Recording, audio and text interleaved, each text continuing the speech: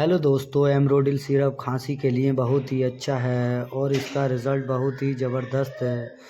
और इसकी एमआरपी 33 रुपये है, जो कि किसी भी मेडिकल स्टोर पे 30 रुपये में मिल जाता है। गर्म पानी के साथ एक एक ढक्कन तीनों टाइम यूज़ करना चाहिए। खांसी इसके सामने रहेगी भी नहीं। बिल्कुल बहुत ही अच्छा रिज़ल्ट है। कफ वाली खांसी हो, खांसी में बलगम हो, उस वाली खांसी में पीना चाहिए। इसका सिरप का रिज़ल्ट बहुत ही अच्छा है।